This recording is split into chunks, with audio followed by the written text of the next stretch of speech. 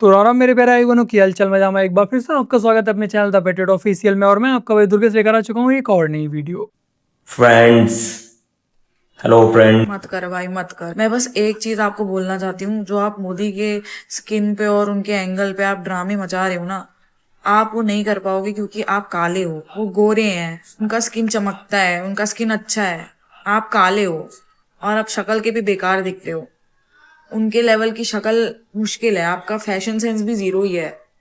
तो आप मत करो, बहुत ही बुरे लग रहे हो, एकदम मूड खराब। मत करो। अभिजीत दीप के मोदी जी का मजाक उड़ाता है, उनकी मिमिक्री करता है, उनके जो कैमरा एंगल होता है उसकी मजाक बनाता है और फिर इसके बाद जो जैनजी होते हैं वो आकर इसकी रेल बना देते हैं। थोड़ा सा वेट करो, जिन जैनजीज ने इसे यहाँ तक पहुंचाया वही इसे इसकी रियल औकात भी दिखाएंगे। और जब से मोदी जी ने लगातार इंस्टाग्राम पर वीडियोस डालना स्टार्ट की हैं, तब से इन बेचारों की सुलगी पड़ी है। मोदी जी ने इनको इनके ही मैदान में आकर मात दे दी। जैसे जब मेरे फैमिली को पहली बार पता चलता है कि मैं लेफ्ट के किसी संगठन से जुड़ी हूँ, तो मेरे फादर तो फौज में है, तो वो मुझे सबसे पहला एग्जांपल यही देते हैं कि हमारे लोगों को मारा जाता है और तुम्हारे ही लोग मारते हैं, तुम इनके साथ कैसे जा सकती हो। बहुत कुछ रहता है। मेरे फादर ने मुझसे 10 साल से बात नहीं की है इसी वजह से, क्योंकि मैं इस पॉलिटिक्स से जुड़ी हुई हूँ। और अगर मैं इस पॉलिटिक्स से नहीं भी जुड़ी हुई रहती, मान लीजिए लेफ्ट पॉलिटिक्स से जुड़े रहना इस देश में अपने आप में प्रोग्रेसिव सेक्शन में भी, लिबरल सेक्शन में भी एक अलग मार्जिनलाइजेशन है। अगर आप लेफ्ट से जुड़े हुए हैं तो आप देशद्रोही हैं। बहुत सिंपल सी बात है। वो व्यक्ति जो आज कॉन्स्टिट्यूशन और डेमोक्रेसी की भी बात कर रहे हैं, वो व्यक्ति भी और वो सत्ता पक्ष के लोग भी लेफ्ट को हमेशा से ये मानते रहे हैं कि उनकी जगह जेल में है, ऐसा मानते रहे हैं। और वो मान लीजिए सोशल जस्टिस के सेक्शंस का हो गया या बाकी जो बुर्जुआ डेमोक्रेटिक पार्टीज हैं उनका सेक्शन। देखो, इसके बाप को भी पता है कि ये सारे के सारे देशद्रोही होते हैं और वो भी समझ गया कि तू भी बेटा देशद्रोहियों के साथ ही जा रही है। और उसके बाद से इसके घर वालों ने इससे 10 साल हो गए हैं इससे बात नहीं की है, जैसा कि इसने बताया है। और ऐसा भी नहीं है कि इस लड़की को ना पता हो कि ये जो लेफ्टिस्ट होते हैं, इनका जो एजेंडा होता है वो पूरा का पूरा देशद्रोह के आधार पर ही चलता है। लेकिन अब इसे मौज मस्ती करने को मिल रही है, विदेशों से पैसा मिल रहा है, अच्छा खासा फेम मिल रहा है, तो इसने सोचा चलो क्यों ना ठीक हम इसी को आगे बढ़ाते हैं, वरना तो इसे कोई कुत्ता तक ना पूछे। यार चलिए अब आप लोगों के लिए झारखंड ले चलते हैं, जहाँ पर छात्र बैठकर आंदोलन कर रहे हैं, प्रोटेस्ट कर रहे हैं। हम लोग को बताया दिया जाता है कि इस पार्टी से उस पार्टी से, ऐसा भी बात होता है। आपको लग रहा है सर इतना इतना रात हो गया और हम लोग जग रहे हैं, किस पार्टी के लिए जग रहे हैं? यहाँ कोई मेला नहीं सजा है, यहाँ छात्रों का फ्यूचर दाव में लगा हुआ है। हम लोग इतना पीड़ित हैं कि हम बता नहीं सकते हैं। कभी भी नेशनल न्यूज ने हम लोग को इतना बढ़ाया ही नहीं। ये देश झारखंड सिर्फ खनिजों के लिए बनाया गया है क्या? हम लोग को चाहिए कि इस देश के सारे जो नेशनल न्यूज वाले हैं वो आए, दिखाए झारखंड का क्या परिस्थिति है, क्या बना के रखे हैं, कैसा बनाना चाहते हैं। जिस राज्य ने सबको उजाला किया, आज उस राज्य में इतना अंधेरा है कि उसको देखने वाला कोई नहीं है। यही हमारा व्यवस्था है। देखो, झारखंड का ये जो छात्रों का आंदोलन है, ये आंदोलन मुझ तक पहुंच पा रहा है, आप लोगों तक पहुंच पा रहा है, तो उसका एक बहुत ही ज्यादा बड़ा श्रेय जाता है खुरपेश नाम के सोशल मीडिया अकाउंट को। इस अकाउंट ने ही सबसे पहले इस मुद्दे को हाईलाइट किया। जो मीडिया वाले थे उन लोगों को टैग किया, उनसे बार बार सवाल पूछे कि आप लोग इस मुद्दे को कवर करने कब जा रहे हैं। उसके बाद लल्लन टॉपा अन्य मीडिया वाले भी इस मुद्दे को कवर करने पहुंचे और आज ये देश में जो हाईलाइट हुआ है, लोगों की नज़र में झारखंड का ये प्रोटेस्ट आया है, तो उसका पूरा का पूरा श्रेय इसी अकाउंट को जाता है, जो ये खुरपेश नाम से बंदा अकाउंट चला रहा है। पैसा ला, नौकरी लो। राहुल जी कैसे कैसी नौकरी? अरे मैं राहुल जी नहीं हूँ। राहुल क्रांति आप नहीं है? अरे नहीं, मैं सुधीर गुप्ता हूँ, अच्छा। सचिव हूँ झारखंड कर्मचारी चयन आयोग। आप लोग मुझे नहीं चिनते हैं? बाप रे हैं? बाप। नौकरी ले लो, नौकरी नौकरी। 500 रुपया लग रहा है। अरे और पैसा है, और पैसा है। थोड़ा सा कुछ सोचिए सर हमारे अब बारे में। तिवारी जी से बात कीजिए। सर हम दे देंगे सर, मेरी नौकरी हो जाएगा सर, हम दे एकदम देंगे एकदम सर। बिल्कुल सर, हम दे देंगे 100%। सर, दे दीजिए सर हमको सर, हमको मिल दे जाएगा। दीजिए सर, मिल जाएगा। नंबर है ना, फोन कीजिएगा, ठीक है आइएगा, सर, दे ठीक है दीजिएगा, सर। हो नौकरी जाएगा। हाँ, कितना इधर लगेगा सर? कौन सा नौकरी आपका है? हमको मेरा TGT 2016 है सर। रेट 15 लाख। ये तो सहायक आचार का। मेरा कितना है सर? 20 है। बाप रे सर, आप लोग क्या कर रहे हैं सर? हम लोग को कम है। जिंदा रहने दीजिएगा। 20 लाख। तो झारखंड में छात्रों की मिट्टी बहुत ही ज्यादा गंदी वाली पलीत हो चुकी है। कम से कम बाहर दूसरी जगहों पर जहाँ पेपर लीक होता है वहाँ पेपर लीक होता है, उस पर हंगामा होता है, पेपर कैंसिल हो जाता है, लेकिन झारखंड में इसके उलट ही खेल चल रहा है।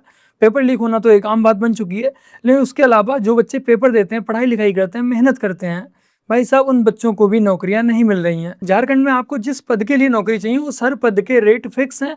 कुछ पद तो ऐसे जहाँ पर कोई रेट ही नहीं है, आपको बोली लगानी है, जो सबसे ज्यादा बोली लगा देगा, जो सबसे ज्यादा रिश्वत के रुपए दे देगा, वो पद उसे दे दिया जाएगा। लेकिन जो झारखंड में पढ़ने लिखने वाले छात्र दिन रात मेहनत करते हैं, अच्छे नंबर लेकर आते हैं, पर उसके बावजूद उन्हें नौकरी नहीं मिलती है। क्यों नहीं मिलती है? क्योंकि जो वैकेंसियां हैं, जो नौकरी मान लो 100 नौकरी हैं, 100 सीट्स खाली हैं, तो वो 100 सीट्स पहले से ही बिक चुकी होती हैं। अब चाहे आप 100 में से 100 नंबर लाइए, 300 में से 299 नंबर लाइए, आपको वो नौकरी नहीं मिलेगी, क्योंकि वो सीट्स तो पहले ही बिक चुकी हैं। तो जिन लोगों ने रुपए पहुंचा दिया उन लोगों की वहां पर भर्ती हो जाएगी।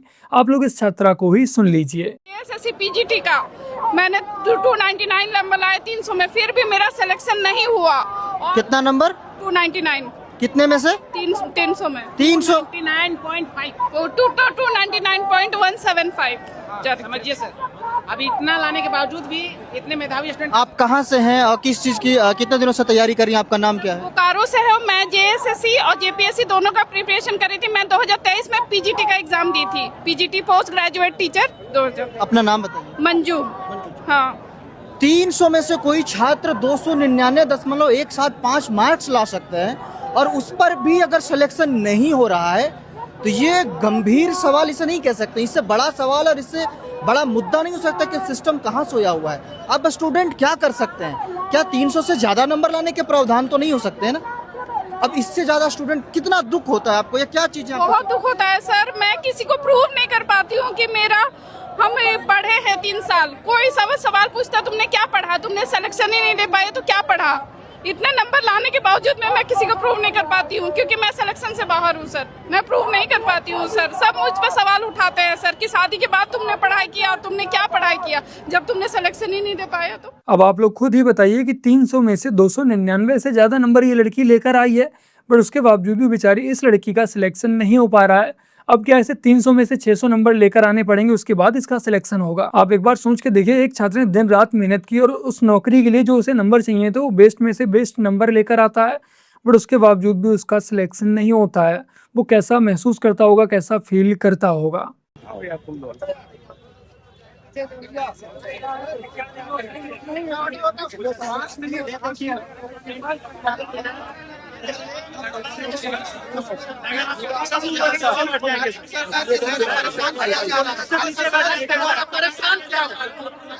पेपर लीक करके परेशान किया नहीं कैसे राइट है? वो हम लोग का नहीं है, वो स्टूडेंट का नहीं है, हमारा नहीं है, वो पॉलिटिकल पार्टी का है। नहीं, हम लोग पार्टी पॉलिटिक्स कर रहा है। परमिशन नहीं है, हम लोग का राइट्स है या नहीं? हम लोग तो कहाँ हम लोग जाए? हम लोग कहाँ जाए? हम लोग कहाँ जाए? आप बताइए कहाँ हम लोग जाए? परमिशन नहीं, हम लोग पॉलिटिकल पार्टी से नहीं है, हम लोग स्टूडेंट हैं और अधिकार है। हम लोग बैठेंगे, हम लोग बैठेंगे सर। हम लोग प्यार से आराम से पूछ रहे हैं सर, हम लोग बैठेंगे। एक मिनट। झारखंड के छात्र दंगे नहीं कर रहे हैं, देश विरोधी नारे नहीं लगा रहे हैं, किसी नेता को गाली नहीं दे रहे हैं, बट उसके बावजूद भी इन छात्रों के लिए एक टेंट तक नहीं लगाने दिया जा रहा। उनसे कहा जा रहा है ऐसे ही खुले में धूप में धरना देने के लिए बैठो। और अगर यहाँ पर देश विरोधी नारे लगने लगे, शर्जील इमाम, उमर खालिद जैसे लोगों की रिहाई की मांगे उठने लगे, स्टेज पर खड़े होकर ये गाने गाए जाने लगे कि नाम रहेगा बस अल्लाह का, उसके बाद देखो आप टेंट, क्या लग्जरी टेंट यहाँ पर लगाने की अनुमति दे दी जाएगी। क्या रे झारखंड के इन्फ्लुएंसर लोग, ये आंदोलन में तुम लोग नहीं आ रहे हो? हम बोले थे ना कि भैया देखो, इन्फ्लुएंसर लोग के सहारे अब सरकार बहुत कुछ गेम करना चाहती है और ये सबको कहीं ना कहीं बोल दिया गया है कि भैया देखिए, सरकार के लिए काम करो, छात्र वात्र के लिए काम करोगे थोड़ी ना प्रमोशन मिलेगा, न पैसा मिलेगा। सरकार के लिए काम करोगे तो बस मिलेगा, टिकट मिलेगा, घूमने का परमिशन मिलेगा और जो पर्यटन क्षेत्र है वहाँ पर फ्री में जाने का मौका मिलेगा।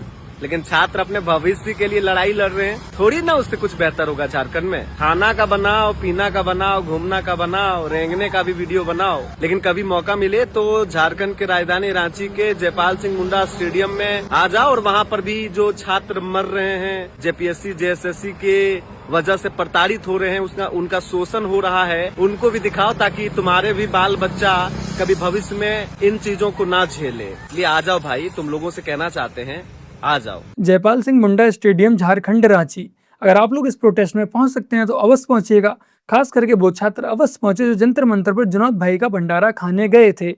तो एक बार कम से कम छात्रों के हित में भी आप लोग यहाँ अवश्य आइएगा। यहाँ भी आपको कंटेंट मिलेगा, वो अलग बात है कि यहाँ पर आपको गाली गलौज वाला कंटेंट ना मिले, बीजेपी के विरोध वाला कंटेंट ना मिले, वरना छात्रों के हित के लिए आपको कंटेंट अवश्य मिलेगा। इस एड्रेस को आप लोग अभिजीत दीप तक भी पहुँचा दीजिएगा। हो सकता है उस बेचारे को छात्रों का एड्रेस ना पता हो कि वो लोग कहाँ पर धरना दे रहे हैं, इस वजह से बेचारा वहाँ पर पहुँच ना पाया हो। मैं बात करना चाहती हूँ यहाँ पे राहुल गांधी जी से। जब नीट पेपर लीक का मामला आता है तब आप दिल्ली जाते हैं। चलिए, बहुत ही अच्छी बात है कि आप वहाँ पे गए, बच्चों का समर्थन दिए, लेकिन मैं कहना चाहती हूँ कि आप केंद्र सरकार का भी विरोध करते हैं, कहीं ना कहीं उनकी गलतियों का आप उजागर करते हैं, सच के लिए खड़े रहते हैं। तो मेरा सवाल ये है कि कि अगर आप इतने सच्चे हैं तो आपको झारखंड के युवाओं का दर्द क्यों नहीं दिखाई दे रहा है? आप यहाँ झारखंड क्यों नहीं आ रहे हैं?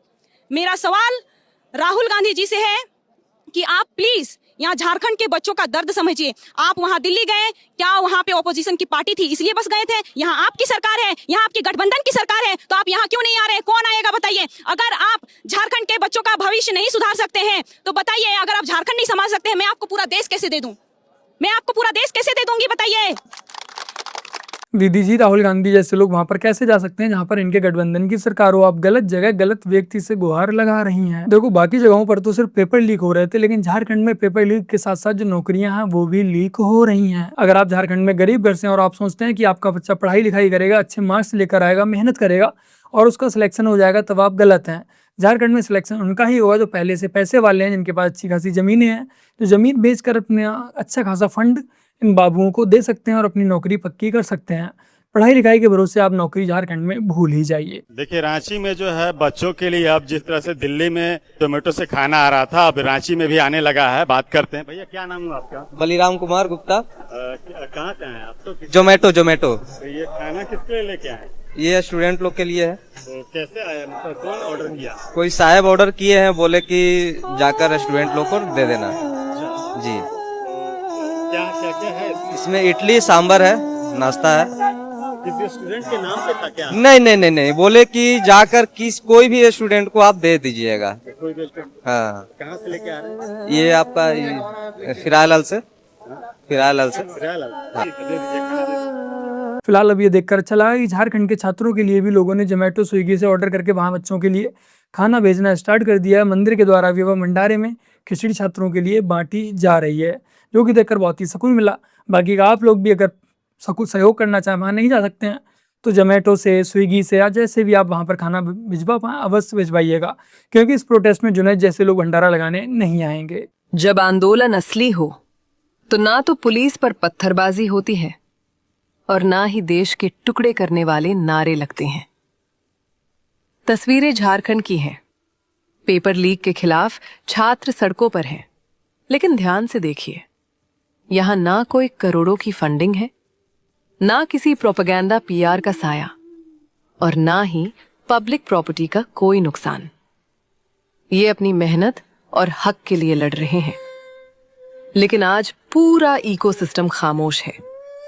कहां छुप गए वो तथाकथित छात्र हितैषी? ये दीप के, दास और रंका जैसे लोग आज अचानक गायब क्यों हैं? मैं बताती हूं क्यों। क्योंकि इस आंदोलन में कोई राष्ट्र विरोधी एजेंडा नहीं है। यहां इन्हें अपनी राजनीतिक रोटियां सेकने का मौका नहीं मिल रहा। यही है न्याय के लिए छात्रों का वास्तविक संघर्ष। इन पाखंडियों का असली चेहरा सबको दिखाइए। इस वीडियो को इतना शेयर करें कि इन असली छात्रों की आवाज पूरे देश तक पहुंचे। जय हिंद। तो बस मेरे प्यारे भाई बहनों, आज की अपनी इस वीडियो में इतना ही। वीडियो को लाइक, शेयर, कमेंट और अपने इस चैनल को सब्सक्राइब ऐसे कर लीजिएगा। और यदि आप लोगों ने कल वाली वीडियो को नहीं देखा है तो यहाँ पर मैं आपको एंड स्क्रीन पर वीडियो देकर जा रहा हूँ, एक बार इस वीडियो को भी अवश्य देखिएगा। चलिए फिर मिलते हैं एक और नई वीडियो के साथ, तब तक के लिए जय हिंद, वंदे मातरम, जय श्री राम।